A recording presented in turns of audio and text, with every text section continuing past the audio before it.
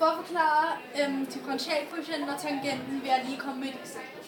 Vi har stamfunktionen, der hedder f af x lige med 3x an plus 3x plus 3. Det er vores stamfunktion.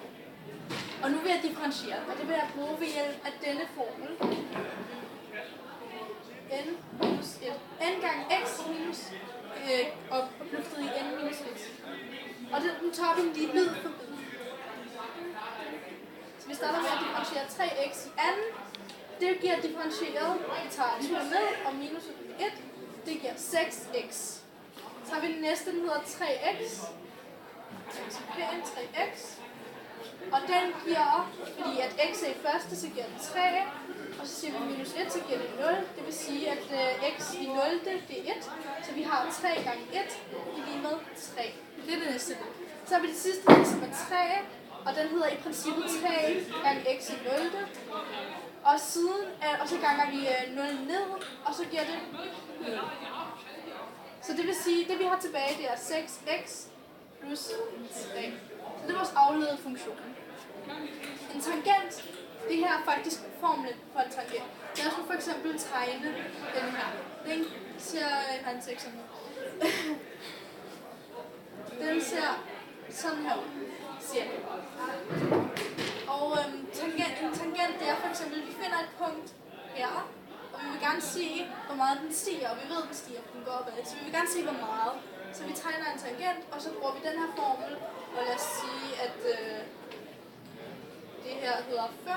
Så sætter vi 5 ind her, og så får vi, hvor meget den stiger. Det var det ene. Og for at komme ind på monotoniforhold, så kan vi gøre brug af det her igen. Det var måske lidt dumt, at vi stod. Hvis jeg nu tegner den igen, så skal vi lige se på, at vi har som sagt det her, det er monotoniforhold. Så vi er interesseret i at vide, hvornår 6x plus 3 er lige med 0, eller hvornår f-mærke af x er lige med 0. Fordi det her er f-mærke. Og vi ved, at vi kan se på grafen, at den er lige med 0 her.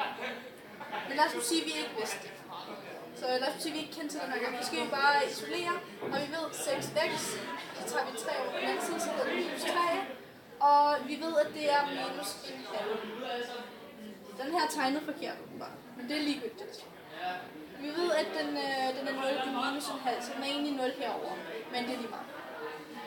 Pointen er der.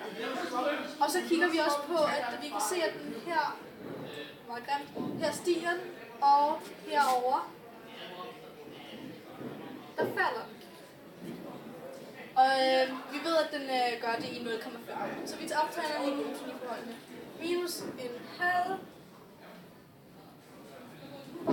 Så minus uendelig, minus 1,5.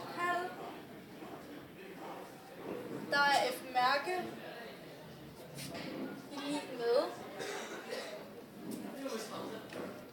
Der falder den. Det kan vi se herovre, fordi den falder. Og så siger vi igen en minus 1,5